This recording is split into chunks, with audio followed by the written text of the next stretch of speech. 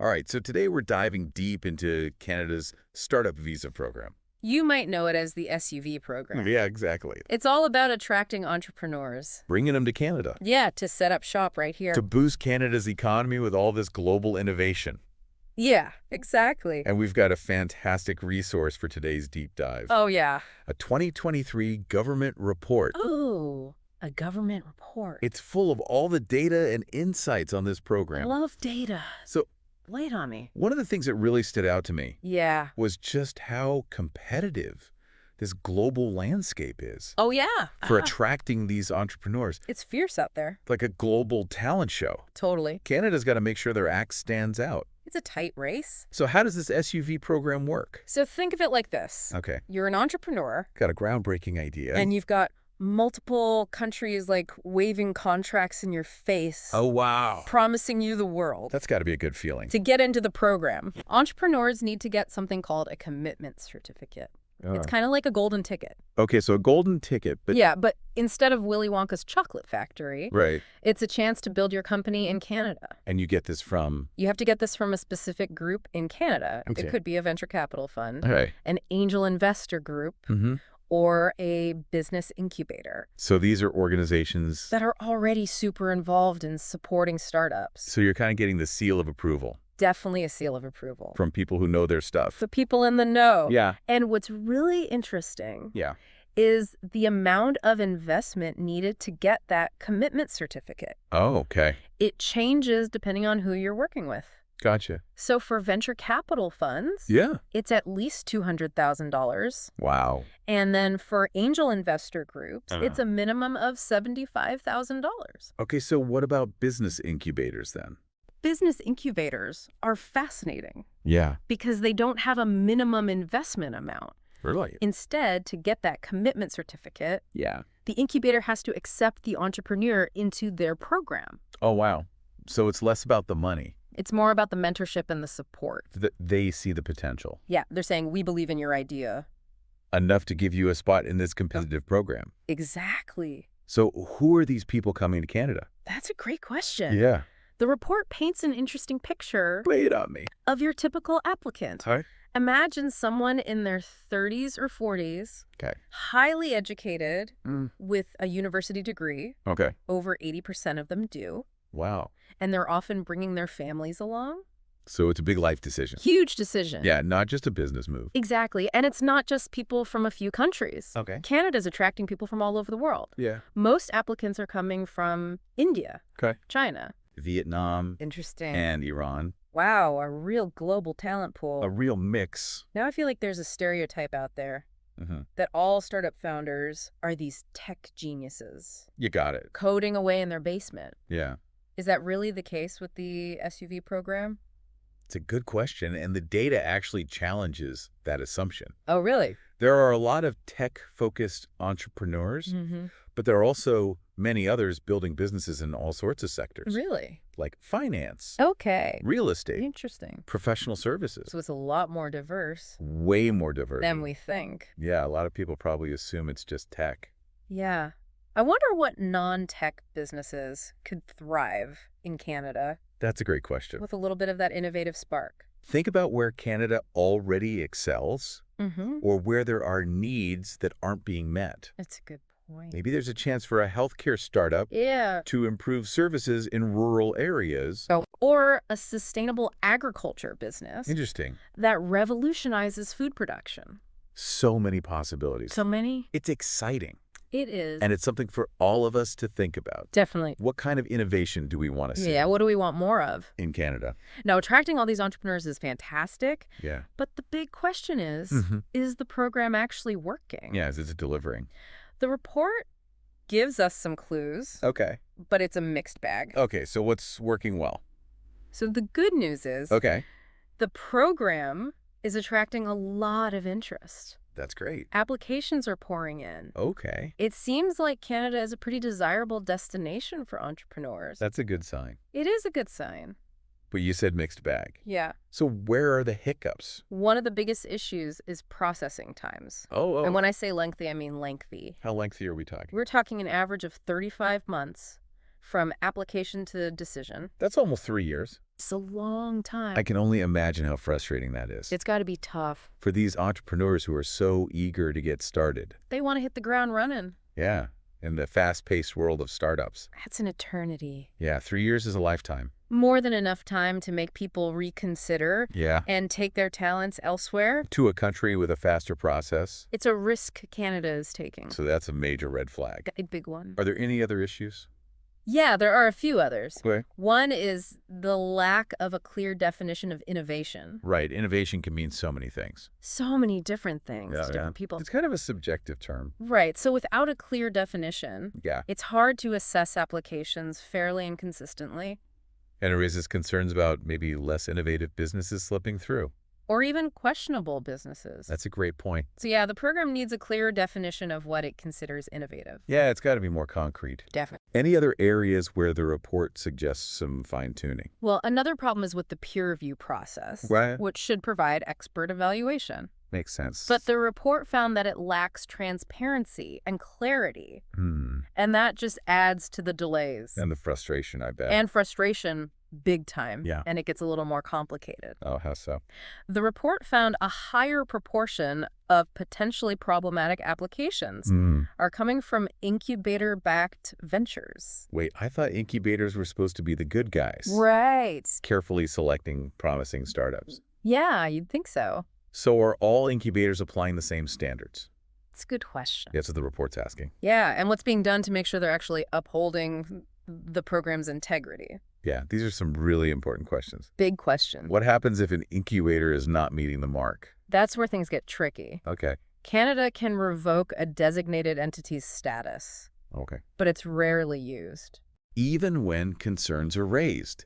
Even then. So it's like this rule that's on the books, Yeah, but it's never really enforced. very rarely. Interesting that the report specifically called out incubators. They did single them out. I'm curious to hear more about that. Yeah. But first, I think we need to take a quick pause and recap what we've learned. Yeah, let's do a recap. So we've got these long processing times, Yeah. this fuzzy definition of innovation, It's a bit vague. and these questions Yeah. around some business incubator. Some red flags popping up. Yeah, it makes you wonder, what are the consequences Yeah. if these issues aren't addressed? What happens? What's at stake for Canada? Yeah, what are the stakes? Big questions. If Canada wants to be a big player in this global innovation game, Mm-hmm. they can't afford to have this program that's slow, Yeah. unclear, Right. and potentially open to misuse Exactly. if they don't fix these things. Yeah. The best and brightest entrepreneurs might decide it's not worth the hassle, It's a hassle for sure. and they'll just take their ideas and their talent elsewhere. To a place that's easier. Yeah, to a country with a program that's Yeah. more efficient, Yeah. transparent. Exactly. It's like trying to recruit star athletes Okay. to a team with a terrible reputation. Yeah. No matter how much potential they have, they're going to think twice Yeah, they're going to be hesitant about, signing up. who wants to join a losing team. And it's not just about missing out on a few talented individuals. Right. It's about the bigger picture. It's about the whole ecosystem. These entrepreneurs are the ones creating jobs, generating wealth, Right. contributing to Canada's prosperity. Exact. And if they go elsewhere, that potential economic boost goes with them. It follows. It's like planting a seed, but then neglecting to water it. Oh, I like that. It might have the potential to grow into something amazing, but without the right care, Yeah. it's going to wither and die. It's going to dry up. And there's also the issue of reputation. Oh, yeah. Word travels fast, Super fast. especially in the entrepreneurial world. It's a small world. If Canada gets a reputation for having a kind of clunky, Yeah. inefficient, or even unfair program, it's going to deter people. It's a deterrent for sure. It's like a closed for business sign hanging over the whole country. That's a bad look. Not the message you want to send No, not at all. when you're trying to attract global talent. No, you want to be open for business. So let's flip the script for a moment. Okay. Let's imagine Canada actually tackles these challenges. Yeah. Let's get optimistic. What's the best case scenario? Yeah. What does success look like? 10 years down the road, Yeah. what does a thriving SUV program look like? So picture this. Okay, I'm listening. Canada becomes this global magnet for entrepreneurs, Okay. a true hub of innovation. Like Silicon Valley, but with a Canadian twist? Exactly. Yeah. Silicon Valley North. Ooh, I like that. Imagine this vibrant ecosystem of startups, just bursting with energy and ideas. Yeah. They're attracting investment from all over the world, Okay. creating high-paying jobs, developing cutting-edge technologies. And maybe even solving some of the world's most pressing problems. Yeah, they're making a real difference. It's not just about economic growth. Right. It's about impact. Yeah, making a positive impact. And because Canada's invested in a robust data collection system, we can actually track the program's success. We can see the results. How many jobs are being created? What kind of companies are emerging? Right. How these businesses are contributing to the economy. We have the data. It's like a dashboard Real-time dashboard. showing exactly how the engine's running, Yeah, we can see what's working and what's not. where you need to tweak things Yeah, we can make adjustments to optimize performance. to get the best results. And imagine the ripple effect on Canadian society. Oh, yeah. These entrepreneurs bring new ideas, New perspectives. new culture. Yeah, they enrich our communities. It's like adding a splash of color to a tapestry. They bring so much vibrancy. And with a smooth, Yeah. efficient application process, Mm-hmm. Canada can attract entrepreneurs from all walks of life. Yeah, it's a program for A everyone. truly inclusive program. Representing Canada's diversity. It's a level playing field Yeah, everyone has a chance. where anyone with a great idea, Mm-hmm. regardless of their background, Mm-hmm. has the opportunity to succeed. That's what we want. And with a strong focus on program integrity, Yeah. Canada can ensure that it's being used for its intended purpose, Right. attracting genuine entrepreneurs Yeah. committed to building successful businesses in Canada.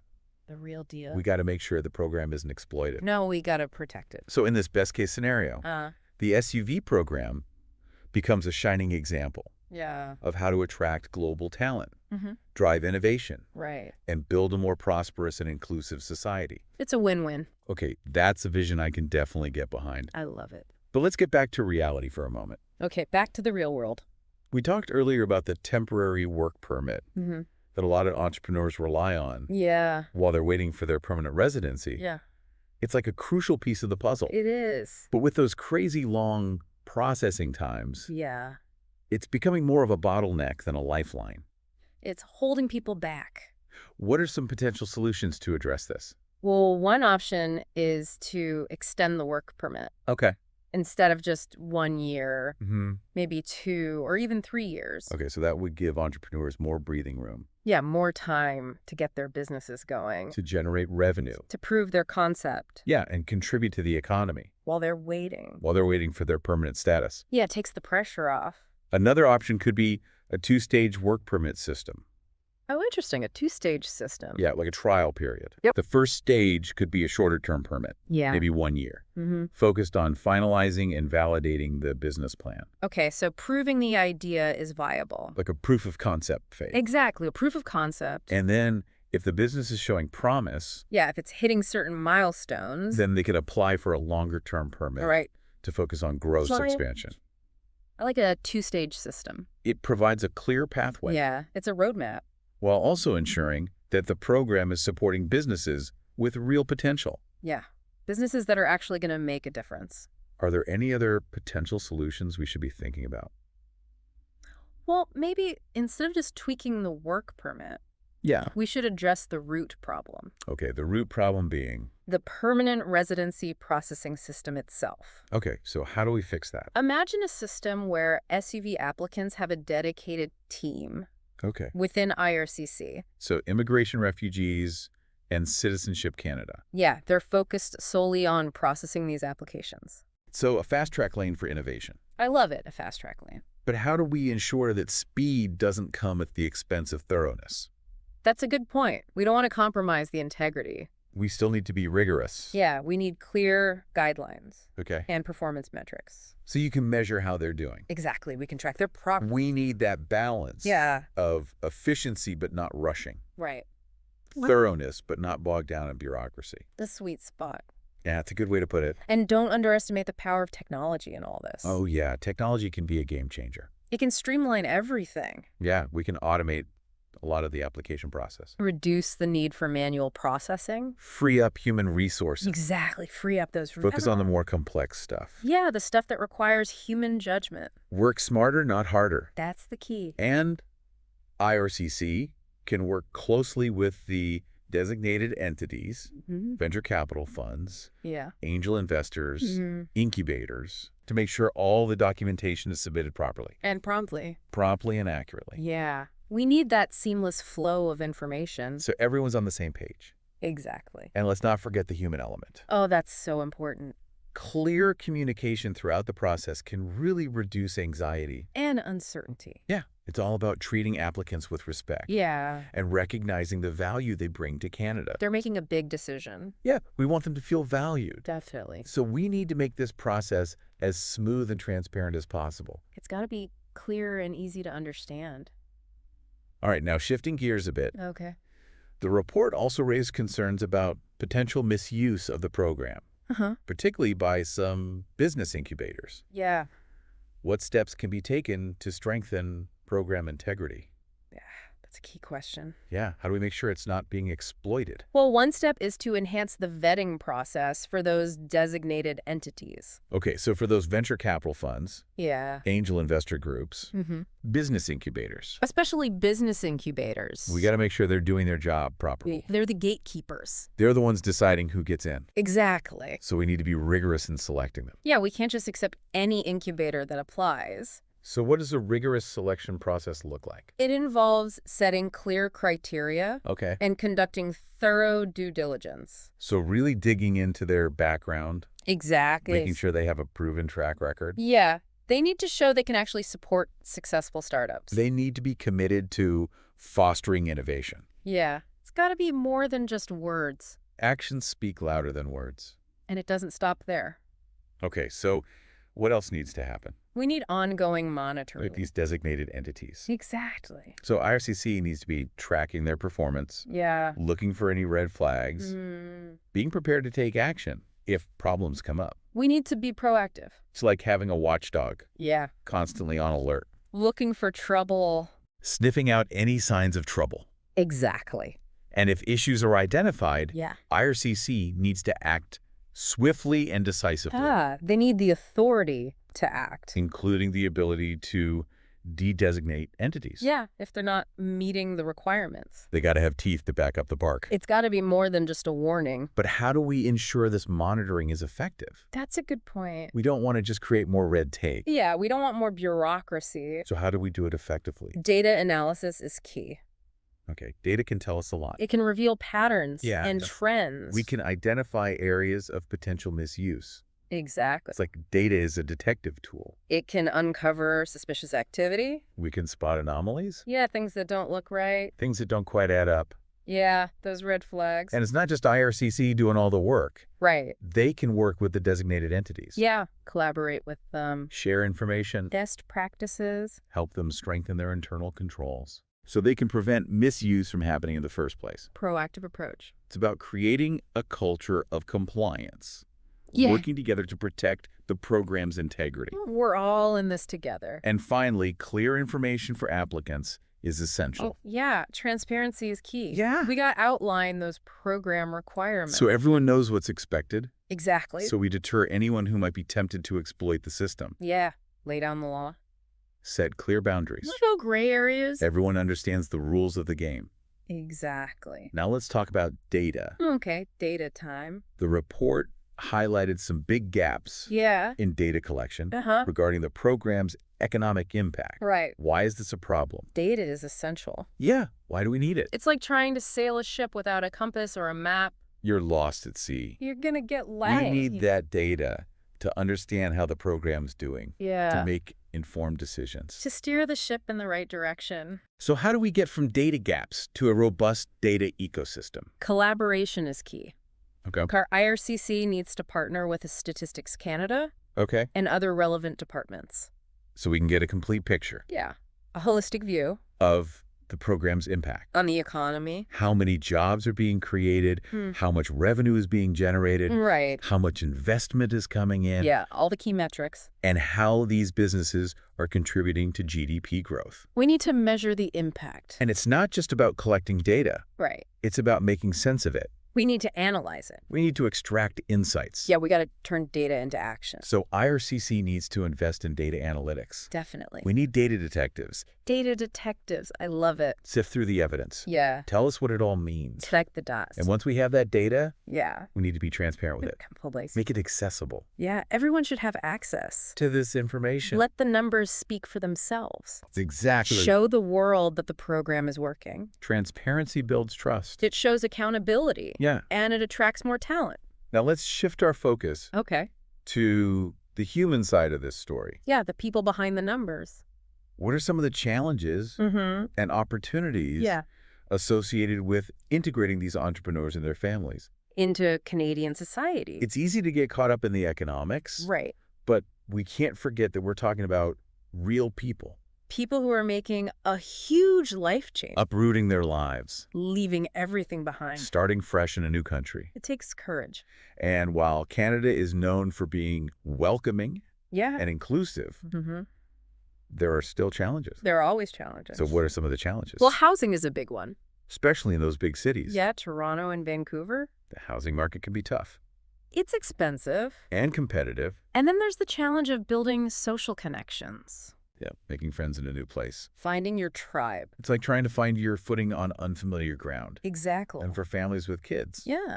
There's the added pressure of enrolling them in school. Navigating a new system. It's a lot to handle. It's overwhelming. Especially when you're also trying to launch a business. Yeah, you've got a lot on your plate. And even though the program requires a certain level of English or French, right? Yeah. Language can still be a barrier. Yeah, it's one thing to pass a test. But it's another to feel comfortable in everyday life. Yeah, communicating with your neighbors. Going to the grocery store. Ordering at a restaurant. So what can we do to smooth the transition?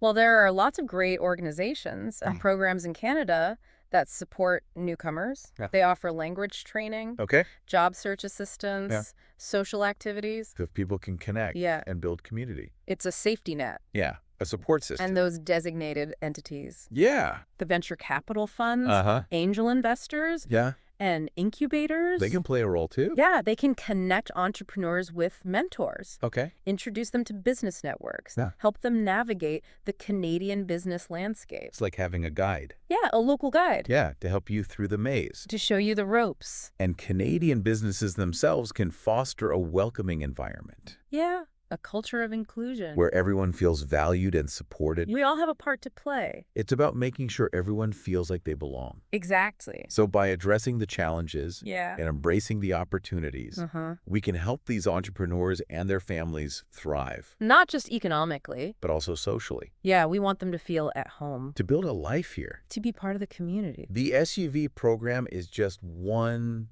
piece of the puzzle.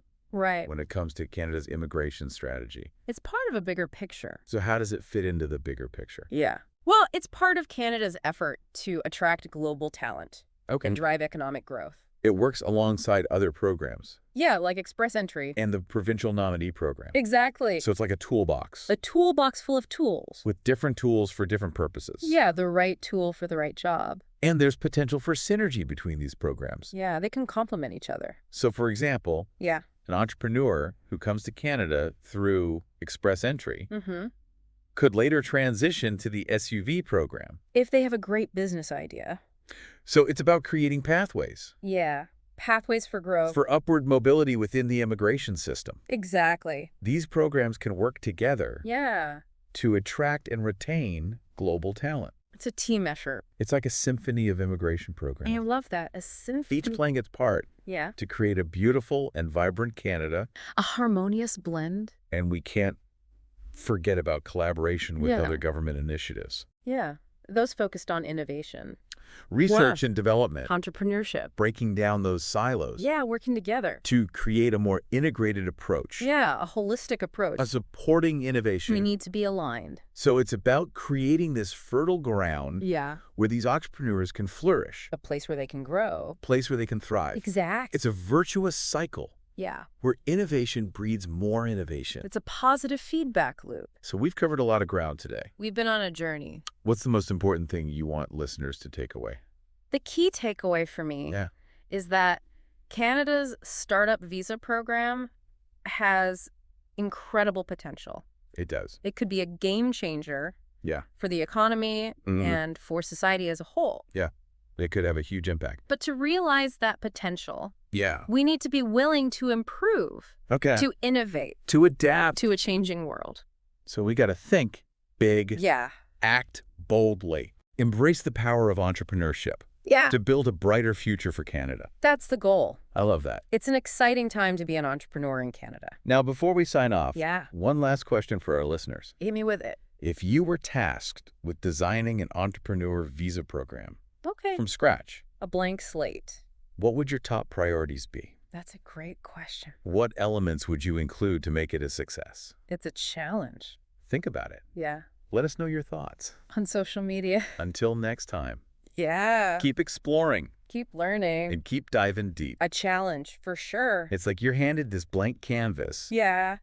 And you're told to create a masterpiece. It's a lot of pressure. Yeah. So where do you even start? For me, it all comes down to one thing. Okay, what's that? Having a crystal clear definition of innovation. Okay. That's the foundation of the program. But innovation can be such a slippery word. It really is. It means different things to different people. Exactly. So that's where the real work comes in. Okay. You need a definition that's specific enough to make sure you're attracting top-tier talent, but also broad enough to include all sorts of sectors and industries. So it's like walking a tightrope. It is a balancing act. How do you define innovation in a way that's meaningful and measurable? That's the challenge, right? Yeah. Maybe a multifaceted approach is needed. Okay. Something that looks at things like market disruption, technological advancement, job creation, potential, even social impact. So it's like you have this scoring system. Yeah, like a rubric. Yeah, and you're assessing innovation from all these different angles. Exactly. You're looking at the whole picture. And once you have that clear definition, then you can start building the rest of the program. The definition is the cornerstone.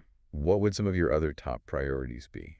Well, we've talked about those long processing times. Yeah, those are a problem. Streamlining that application process would be huge. Definitely time is money. Especially for startups. So how do we make the process more efficient? We got to make it user-friendly. Okay. Use technology to automate things. Have clear guidelines for documentation. And dedicate enough resources to make sure things are processed quickly. So it's about making this system work for the people it's designed to serve. Exactly. The system should be helping them, not hindering them. And once the program's up and running, we need to make sure it's actually working the way it's supposed to. Right. We can't just assume it's all going smoothly. So ongoing monitoring and evaluation is key. Absolutely. We got to keep an eye on things. Constantly assessing the program's effectiveness. Yeah. Identifying any bottlenecks or areas for improvement. Always looking for ways to do things better. And making adjustments along the way. It's an iterative process. Yeah, it's a continuous improvement cycle. We're always learning and adapting. And we also need to collaborate. Oh, yeah. Collaboration is huge. With designated entities, industry associations, other stakeholders. We've got to work together. To make sure the program is meeting everyone's needs. The entrepreneurs' needs. And the Canadian economy's needs. It's about creating a whole ecosystem of support. Exactly. Everyone working together to help these entrepreneurs succeed. And finally, attracting talent is just the first step. It's just the beginning. We need to create an environment where these entrepreneurs and their families feel welcome, supported, integrated into Canadian society. We want them to feel at home. It's about creating a sense of belonging. A place where they can build a life. So they choose Canada, not just for business, but as a place to call home. We want them to stay. So to sum it all up, designing a successful entrepreneur visa program, it requires a holistic approach. You got to look at the big picture. You need a clear vision. A streamlined process. Make it easy for people. A commitment to continuous improvement. Always striving to do better. And a genuine desire to create a welcoming and inclusive environment. We want people to feel like they belong. That's how you build a program that truly attracts and retains global talent. It's a winning formula. It's been a great deep dive. I enjoyed it. Into the world of entrepreneur visa programs. We've explored the challenges, the complexities, the opportunities, the potential, and the keys to success. The ingredients for a thriving program. Hopefully we've inspired our listeners to think critically. To engage in the conversation. About how we can attract global talent. Drive innovation. And build a better Canada. A brighter future. Absolutely. So thank you for joining us on this deep dive. It's been a pleasure.